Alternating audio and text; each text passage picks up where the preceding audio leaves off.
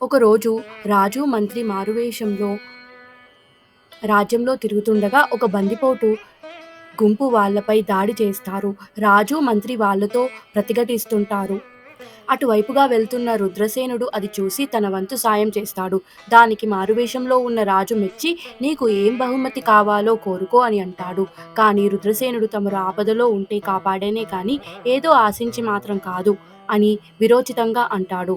దానికి రాజు సంతోషించి నీకు ఎప్పుడు ఏ సాయం కావాలన్నా తనని కోరమని చెప్పి వెళ్ళిపోతాడు.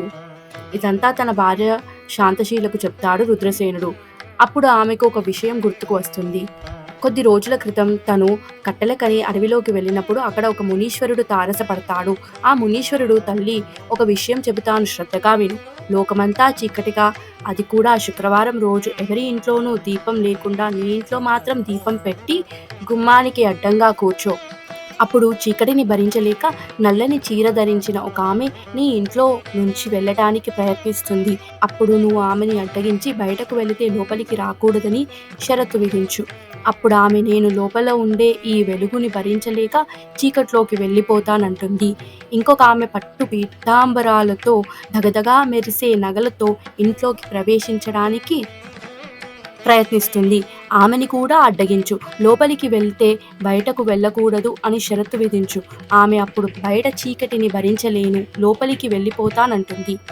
ఆమె ఇంట్లోకి ప్రవేశించగానే నీవు ఐశ్వర్యవంతురాలవుతావని మునీశ్వరుడు చెప్పినది గుర్తుకు వస్తుంది. వెంటనే శాంతశీల రాజు వద్దకు వెళ్ళి తాను ఎవరో చెప్పి వచ్చే శుక్రవారం రాజ్యంలో ఎవరి ఇంట్లోనూ దీపం పెట్టకుండా ఉండేలా చూడాలని కోరుతుంది.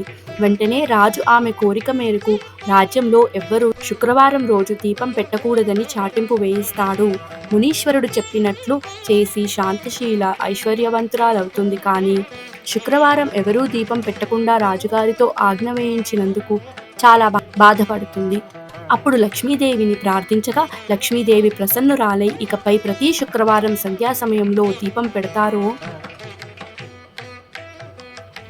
వారందరి ఇళ్లకు నేను వస్తాను అని వరం ప్రసాదిస్తుంది. ఎవరైతే ప్రతి శుక్రవారం సంధ్యా సమయంలో తప్పకుండా దీపం వెలిగిస్తారో వారు శ్రీ మహాలక్ష్మి కరుణా కటాక్షానికి పాత్రులవుతారు.